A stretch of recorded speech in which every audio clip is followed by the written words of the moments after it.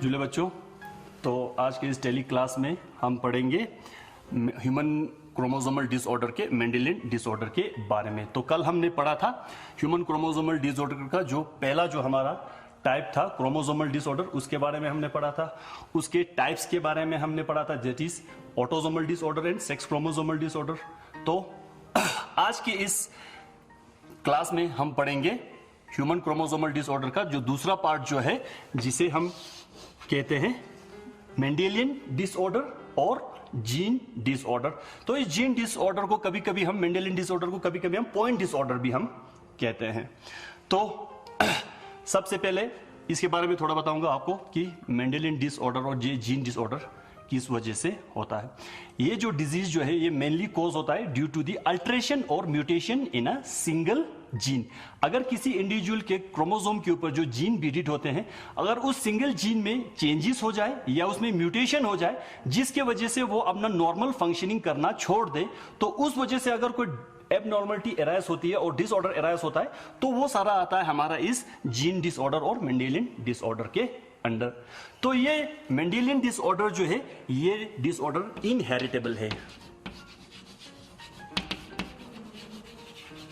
Inheritable, इसको हम inheritable इसलिए कहते हैं क्योंकि अगर हम किसी डिफेक्टिव इंडिविजुअल की फैमिली को हम अगर ट्रेस करें पेडिग्री एनालिसिस के थ्रू, तो उससे हम ये बता पाएंगे कि ये जो डिफेक्ट जो है वो नेक्स्ट जनरेशन में कैसे पास ऑन होगा। इसीलिए हम इन डिजीज को इनहेरिटेबल कहते हैं। तो टाइप पे अगर हम जाए तो मेंडेलियन डिसऑर्डर जो है और ये जीन डिसऑर्डर जो है ये मेनली टू टाइप के होते हैं। First is the gene disorder in autosomes and second is the gene disorder in sex chromosomes. तो पहले आते हैं जीन डिसऑर्डर इन ऑटोसोम्स में। यानी जीन डिसऑर्डर इन ऑटोसोम वो डिसऑर्डर है जहां पे जो जीन जो होगा वो ऑटोसोमल नंबर ऑफ क्रोमोसोम पे होगा, दैट इज 1 to 22 पेयर के। अगर किसी क्रोमोसोम के ऊपर जो जीन होगा, अगर उस जीन में म्यूटेशन हो जाए, अगर उससे कोई डिसऑर्डर अराइज हो, तो वो आएगा हमारा इस जीन डिसऑर्डर इन ऑटोसोम्स के अंदर। तो पहले हम करेंगे जीन म्यूटेशन इन ऑटोसोम्स में।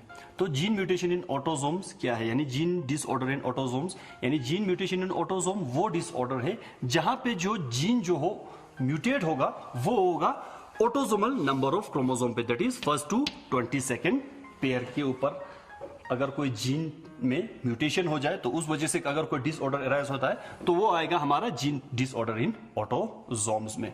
तो ये जीन डिसऑर्डर इन ऑटोसोम जो है फर्दर टू टाइप के हमें देखने को मिलता है। First is the dominant disorder and second is the recessive disorder.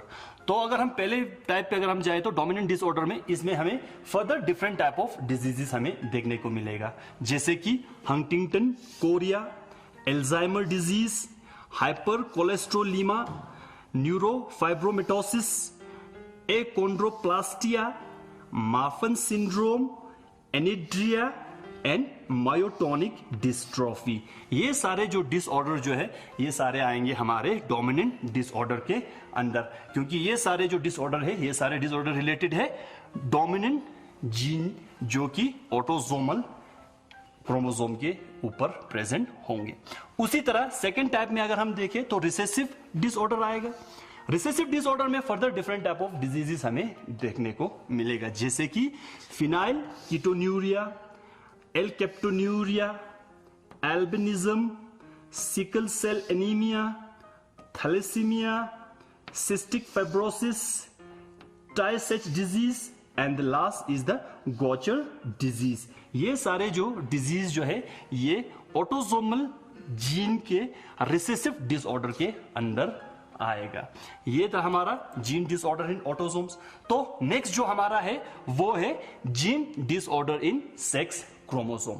तो gene disorder in sex chromosome किसे कहेंगे? Gene disorder in sex chromosome हम कहेंगे अगर जो जीन जो म्यूटेट होगा वो अगर हमारे 23rd पेयर ऑफ क्रोमोसोम के ऊपर अगर प्रेजेंट होने वाला जो जीन में अगर कोई म्यूटेशन आ जाता है, या नहीं तो उसमें कोई अल्ट्रेशन आ जाता है जिसकी वजह से वो अपना नॉर्मलिंग फंक्शन करना छोड़ देता है, तो उससे जो डिजीज अराइज होगा और डिसऑर्डर अराइज होगा वो आएगा हमारा gene disorder in sex chromosome.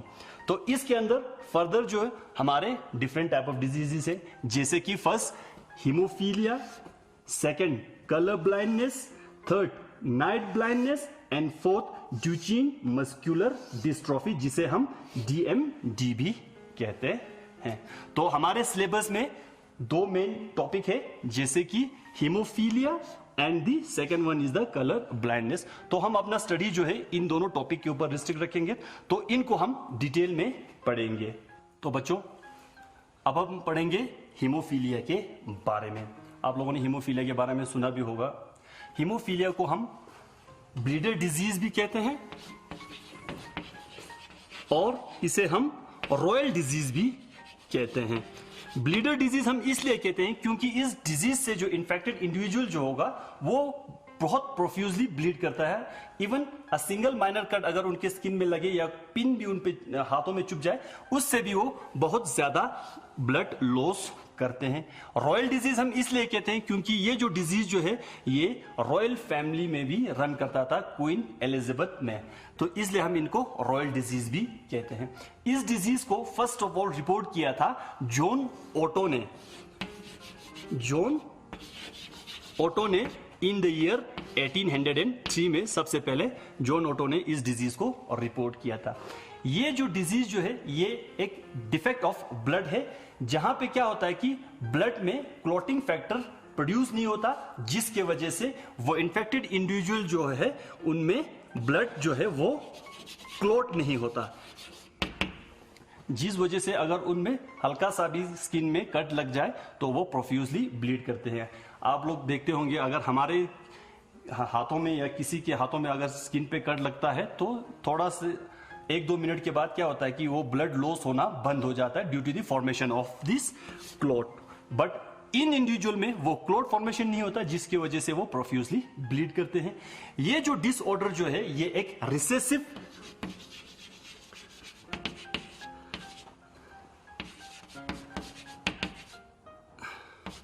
Sex link x chromosomal disorder है, यानी जो डिफेक्टिव जीन जो होगा वो रिसेसिव होगा और वो सेक्स क्रोमोसोम के एक्स क्रोमोसोम पे प्रेजेंट होगा। तो इस हीमोफीलिया के केस में जो इन्फेक्टेड इंडिविजुअल जो होगा, जो पेशेंट जो होगा, वो कंटिन्यूसली ब्लीड करेगा even a minor skin cut. अगर उनके स्किन में माइनर सा भी कट लग जाए तो वो प्रोफ्यूजली ब्लीड करते हैं बहुत देर तक। अगर इनमें सीवियरिटी जो हीमोफीलिया का अगर सीवियरिटी ज्यादा हो, सीवियरिटी अगर बहुत ज्यादा हो तो क्या होगा कि वो पेशेंट इतना ज्यादा ब्लीड करेगा कि उसकी वजह से उसकी डेथ भी हो सकता है। तो अगर हम टाइप की बात करें तो हीमोफीलिया जो है हमें 3 डिफरेंट टाइप्स के हमें देखने को मिलता है, that is haemophilia type A, type B and type C. तो फर्स्ट ऑफ ऑल जो पहला हम टाइप ए के बारे में अगर हम बात करें तो हीमोफीलिया टाइप ए जो है वो होता है ड्यू टू दी एब्सेंस और deficiency of anti haemophilic factor 8। अगर किसी इंडिविजुअल में एंटी हीमोफिलिक फैक्टर 8 जो है वो डिफिशिएंट होगा या कम होगा, तो उस वजह से क्या होगा कि वो इंडिविजुअल जो होगा वो अपने ब्लड को क्लॉट नहीं कर पाएगा, जिसकी वजह से वो ब्लीड करेगा। उसी तरह हीमोफीलिया टाइप बी की अगर हम बात करें तो हीमोफिलिक टाइप बी तब होगा जब किसी इंडिविजुअल में जो एंटी हीमोफिलिक फैक्टर 9 की डिफिशियंसी हो जाती है, तो उससे हमें ये टाइप बी ऑफ हीमोफीलिया देखने को मिलता है। उसी तरह अगर हम टाइप सी की बात करें तो टाइप सी वाले जो हीमोफीलिया है उनमें क्या होता है कि एंटी हीमोफिलिक फैक्टर 11 जो है वो एब्सेंट होने के वजह से ये डिजीज हमें देखने को मिलता है। तो इन टाइप में से सबसे जो कॉमनली हमें टाइप ऑफ हीमोफीलिया जो हम देखते हैं वो है टाइप ए हीमोफीलिया। तो अगर हम हीमोफीलिया की कॉजेस की अगर हम बात करें तो किस वजह से ये हीमोफीलिया होता है, तो it is caused due to the presence of a recessive sex link gene H present on the X chromosome. यानी कि अगर एक्स क्रोमोसोम के ऊपर अगर हमारे डिफेक्टिव जीन जो अगर H होगा, इस H जीन की वजह से क्या होगा कि हमें ये हीमोफीलिया डिसऑर्डर देखने को मिलेगा, क्योंकि जो ये H जीन है ये एक रिसेसिव जीन है जो हमेशा सेक्स क्रोमोसोम के X क्रोमोसोम के ऊपर प्रेजेंट होता है। अगर ये प्रेजेंट होगा तो वो इंडिविजुअल जो होगा वो हीमोफीलिया से सफर होगा। इस टाइप ऑफ इंडिविजुअल में क्या होगा कि जो इंडिविजुअल जो होगा उनमें एंटी हीमोफिलिक फैक्टर जो है वो एब्सेंट होगा।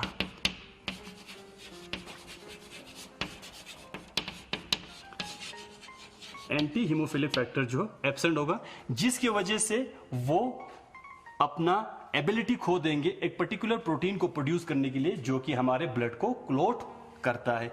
तो ये जो रिसेसिव जीन जो है, ये रिसेसिव जीन जो वो एक म्यूटेटेड जीन है। जैसे इन जीन में म्यूटेशन हो जाएगी वो अपना एबिलिटी लॉस कर लेगा। तो जैसे एबिलिटी लॉस हो जाएगी तो वो एक पर्टिकुलर प्रोटीन को सिंथेसाइज नहीं कर पाएंगे जो कि ब्लड को क्या करेंगे, क्लॉट करेंगे, जिस वजह से जो इंडिविजुअल जो होगा वो प्रोफ्यूजली ब्लीड करेगा। यहां पे जो है नॉर्मल जीन जो है वो डोमिनेंट होता है इस रिसेसिव जीन के अगेंस्ट। अगर दूसरा एक्स क्रोमोसोम के ऊपर अगर हमारा डोमिनेंट जीन H होगा, दैट मींस ये H जो है वो इस रिसेसिव जीन का डोमिनेंट है और इनमें जो है वो डिफेक्टिव जीन प्रेजेंट नहीं होता। तो नेक्स्ट हम देखेंगे इनके इनहेरिटेंस पैटर्न को।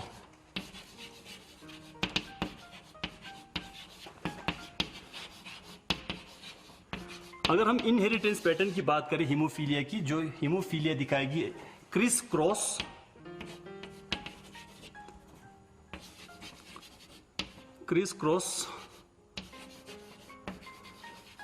Movement of pattern.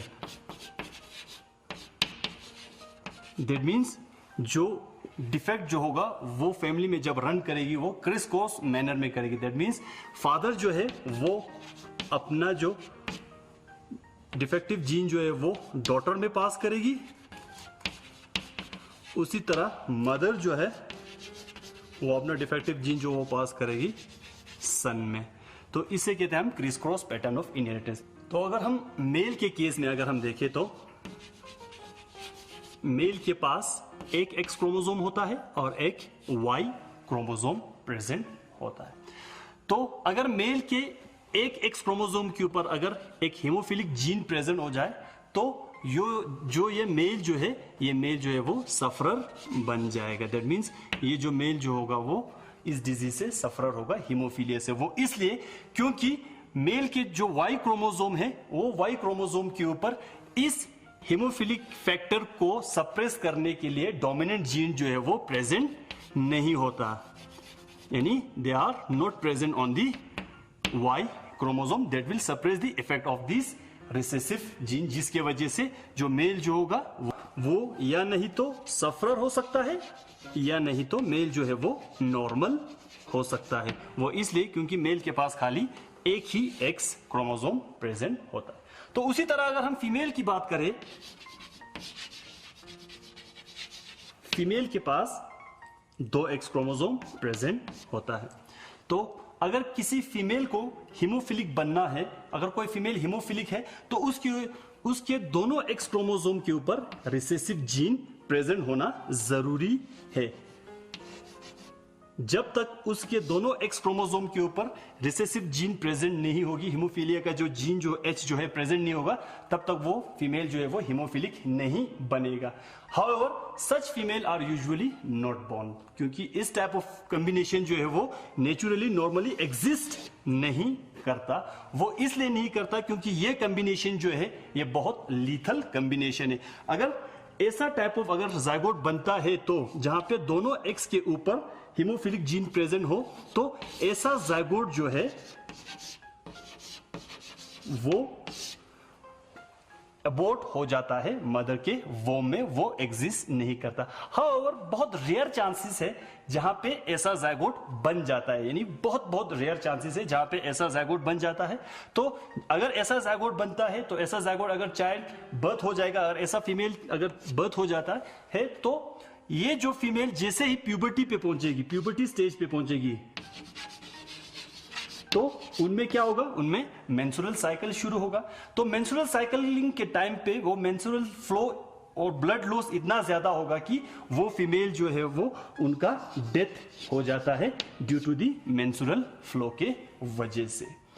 तो अगर फीमेल के खाली एक ही एक्स क्रोमोसोम के ऊपर अगर डिफेक्टिव जीन हो और दूसरा एक्स क्रोमोसोम जो हो वो नॉर्मल हो, अगर उसके ऊपर डोमिनेंट जीन आ जाए हो, तो ये जो रिसेसिव जीन जिसके ऊपर है वो अपने आप को एक्सप्रेस नहीं कर पाता, जिसकी वजह से ऐसा टाइप ऑफ फीमेल जो है वो फिनोटिपिकली नॉर्मल होगी। वो बाहर देखने से वो फीमेल जो है वो नॉर्मल होगा, उनमें हमारी तरह नॉर्मल इंडिविजुअल की तरह ब्लड क्लॉट होगा, बट वो क्या करेंगे, वो एक्ट करेंगे इस डिजीज को कैरी करने के लिए, वो एक्ट करेंगे as a carrier for this particular disorder, और ये अपने इस डिजीज और इस डिसऑर्डर को अपने नेक्स्ट जनरेशन में पास ऑन करेगी। इसीलिए अगर हम फीमेल की बात करें तो फीमेल जो है वो या नहीं तो कैरियर हो सकता है या नहीं तो फीमेल जो है वो नॉर्मल हो सकता है। फीमेल जो है वो सफरर नहीं होगा, क्योंकि फीमेल अगर सफरर कॉम्बिनेशन जो बनता है वो बहुत लीथल होता है, वो नेचुरली नेचर में एग्जिस्ट नहीं करता। नेक्स्ट हम देखेंगे कुछ क्रॉस करके हीमोफीलिया की इस डिसऑर्डर को, कि कैसे ये जो हीमोफीलिया का जो डिसऑर्डर है नेक्स्ट जनरेशन में पास ऑन होने के चांसेस होता है। जैसे कि यहाँ पे आप चार्ट पे अगर आप देखेंगे तो पहले हम करेंगे क्रॉस करेंगे एक नॉर्मल फीमेल को एक हीमोफिलिक मेल के साथ। जो नॉर्मल फीमेल जो होगी वो एक नॉर्मल ओवा प्रोड्यूस करेगी, उसी तरह जो है मेल जो है वो 2 टाइप ऑफ स्पर्म प्रोड्यूस करेगी, one with a haemophilic and another with normal. जैसे यहाँ क्रॉस करेंगे तो हम देखेंगे कि यहाँ पे जो है मेल जो होगा वो 100% मेल जो है वो नॉर्मल होगा, उसी तरह अगर फीमेल पैदा होगी तो वो फीमेल जो होगी वो कैरियर पैदा होगी। उसी तरह दूसरे क्रॉस पे अगर हम देखें तो अगर हम एक किसी कैरियर फीमेल को एक नॉर्मल मेल के साथ अगर हम क्रॉस करेंगे तो उनमें क्या होगा कि 50% चांसेस है वो कैरियर फीमेल प्रोड्यूस करने की, 50% चांसेस वो नॉर्मल फीमेल प्रोड्यूस करने के लिए। उसी तरह अगर मेल में हम देखें तो 50% चांसेस है कि वो नॉर्मल मेल प्रोड्यूस करेगी और 50% चांसेस है वो हीमोफिलिक मेल प्रोड्यूस करने की। तो तीसरे क्रॉस पे अगर हम देखें तो अगर हम किसी कैरियर फीमेल को एक हीमोफिलिक मेल के साथ अगर हम क्रॉस करते हैं तो उनमें जो बच्चा पैदा होगा उनकी प्रोबेबिलिटी अगर हम देखें तो जो लड़की पैदा होगी, लड़की में से 50% लड़की जो होगी वो हीमोफिलिक होगी, वो नेचर में एग्जिस्ट नहीं करेगी, वो डाई हो जाएगी। उसी तरह 50% चांसेस है वो कैरियर फीमेल प्रोड्यूस करने की। और उसी तरह अगर मेल चाइल्ड वो बियर करते हैं तो मेल में 50% चांसेस है वो मेल जो होगा वो हीमोफिलिक होगा और 50% चांसेस जो है वो मेल जो वो होगा नॉर्मल पैदा होगा। नेक्स्ट हम पढ़ेंगे बच्चों कलर ब्लाइंडनेस के बारे में। आप लोगों ने पहले भी सुना होगा कलर ब्लाइंडनेस के बारे में। कलर ब्लाइंडनेस को हम red and green colour blindness भी कहते हैं, red and green colour blindness भी कहते हैं। यहाँ पे क्या होता है कि जो इस डिजीज से इन्फेक्टेड इंडिविजुअल जो होगा वो कलर को डिस्टिंग्विश नहीं कर पाएगा। कौन से कलर को? रेड एंड ग्रीन कलर को। आप सबको पता है हमारे आईज के अंदर रॉड सेल्स और कॉन सेल्स प्रेजेंट होते हैं, तो जो इंडिविजुअल इस डिजीज से इन्फेक्टेड होंगे उनमें ये रॉड सेल्स और कॉन सेल्स जो डिस्टिंग्विश नहीं कर पाते हैं रेड और ग्रीन कलर को, जिस वजह से जो इन्फेक्टेड इंडिविजुअल जो होगा उनको हम कलर ब्लाइंड कहते हैं। तो अगर कॉजेस की अगर हम बात करें तो किस वजह से ये कॉज होता है, तो ये डिजीज जो है ये एक रिसेसिव सेक्स लिंक डिसऑर्डर है जो कि कैरी करता है एक्स क्रोमोसोम। दैट मींस जो इन्फेक्टेड इंडिविजुअल जो होगा उनके ऊपर एक रिसेसिव जीन जो होगा वो है स्मॉल सी, जिसे हम कलर ब्लाइंड जीन कहते हैं। अगर ये colour blind gene x chromosome के ऊपर अगर प्रेजेंट होगा तो वो इंडिविजुअल जो होगा वो कलर ब्लाइंड होगा। यहाँ पे क्या होगा कि इन्फेक्टेड इंडिविजुअल जो है वो रेड और ग्रीन कलर को डिस्टिंग्विश नहीं कर पाएगा, बट जो इंडिविजुअल जो होगा वो अपना एक नॉर्मल लाइफ स्पेंड कर सकता है जैसे हम लोग करते हैं। इसमें क्या होता है कि सिर्फ जो इन्फेक्टेड इंडिविजुअल जो होगा वो खाली रेड और ग्रीन कलर को डिस्टिंग्विश नहीं कर पाते, क्योंकि नॉर्मली जैसे हम देखते हैं एक नॉर्मल इंडिविजुअल को रेड और ग्रीन कलर डिस्टिंग्विश हो जाता है, बट जो इन्फेक्टेड इंडिविजुअल जो होगा उन्हें वो रेड और ग्रीन कलर जिस तरह हमें दिखाई देता है उनको वैसे वो कलर दिखाई नहीं देता। जैसे आप उनके सामने एक रेड एप्पल और एक ग्रीन एप्पल रख देंगे तो वो डिस्टिंग्विश नहीं कर पाएंगे कि कौन सा रेड एप्पल है और कौन सा ग्रीन एप्पल। वो इसलिए क्योंकि उनको जो कलर हमें रेड और ग्रीन दिखाई देते हैं उनको वो कलर किसी दूसरे टाइप में दिखाई देते हैं। The gene for normal vision is dominant over colour blind gene, यानी जो नॉर्मल विजन का जो जीन जो होगा वो डोमिनेंट होगा और कलर ब्लाइंडनेस का जो जीन जो होगा वो रिसेसिव होगा। जैसे कि कैपिटल सी अगर इस एक्स क्रोमोसोम के ऊपर होगा तो ये डोमिनेंट जीन है और जो स्मॉल लेटर जो है वो रिसेसिव जीन है, यानी दोनों डिफेक्टिव जीन और नॉर्मल जीन जो है वो कैरी करेगा एक्स क्रोमोसोम। तो अगर हम इनहेरिटेंस पैटर्न की बात करें तो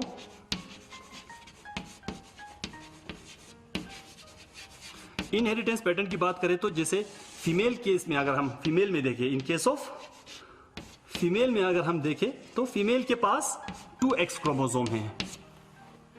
तो अगर किसी फीमेल के दोनों एक्स क्रोमोसोम के ऊपर ये recessive colour blind gene present होगा तो वो फीमेल जो होगा वो कलर ब्लाइंड होगा। तो for a female to be colour blind both her X chromosome must bear the recessive gene on their X chromosome, तब जाके वो फीमेल जो होगी वो कलर ब्लाइंड होगी।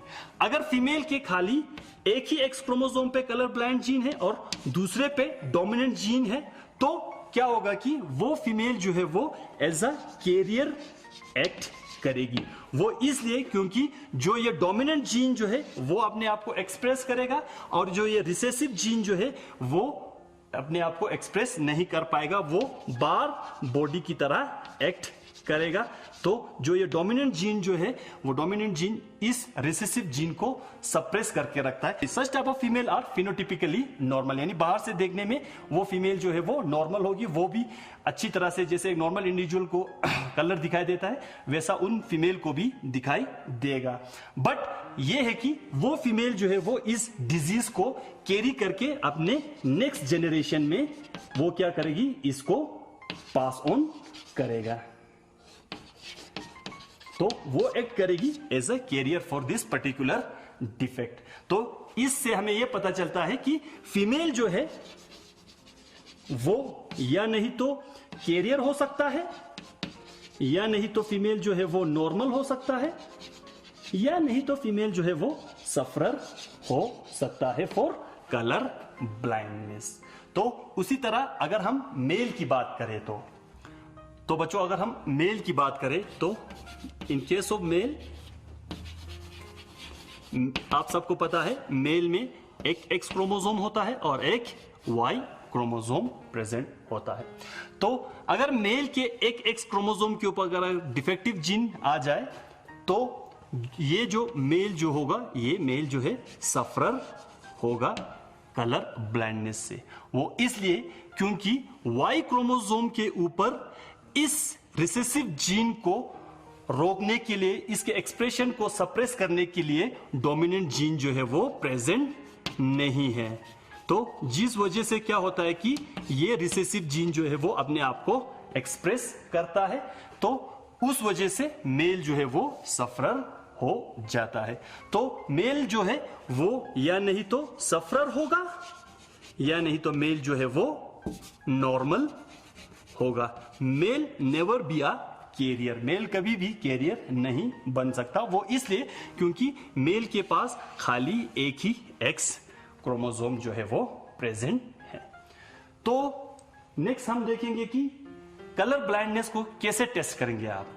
तो कलर ब्लाइंडनेस को टेस्ट करने के लिए हमारे पास आता है इशारिया प्लेट, जो आपको मैं स्क्रीन के साइड पे दिखाऊंगा, तो आप देख लीजिए। इस इशारिया प्लेट के थ्रू हम पता कर सकते हैं कि कोई इंडिविजुअल जो है वो कलर ब्लाइंड है या नहीं है। तो अगर कोई इंडिविजुअल इस इशारिया प्लेट को देख के इसमें से नंबर बता सकता है तो वो इंडिविजुअल जो है वो कलर ब्लाइंडनेस से सफरर नहीं है। अगर वो इस इशारिया प्लेट को देख के अगर उससे इसमें कोई नंबर अगर दिखाई नहीं देता है तो दैट मीन्स कि वो उनमें कलर ब्लाइंडनेस का डिफेक्ट प्रेजेंट है।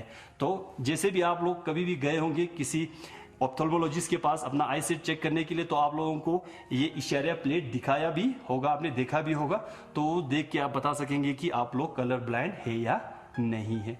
तो जो इंडिविजुअल जो कलर ब्लाइंड होगा, उन इंडिविजुअल को कुछ प्रोफेशन चूज करने के लिए, प्रोफेशन चूज करने में दिक्कत हो सकता है। जैसे कि कोई कलर ब्लाइंड इंडिविजुअल जो होगा वो सर्जरी रिलेटेड काम नहीं कर सकता, उसी तरह वो पायलट के लिए भी एलिजिबल नहीं होगा क्योंकि वो क्या है, कलर ब्लाइंड है। उसी तरह इंडिविजुअल जो होगा, जो कलर ब्लाइंडनेस से सफर होगा, उनको ड्राइविंग लाइसेंस लेने के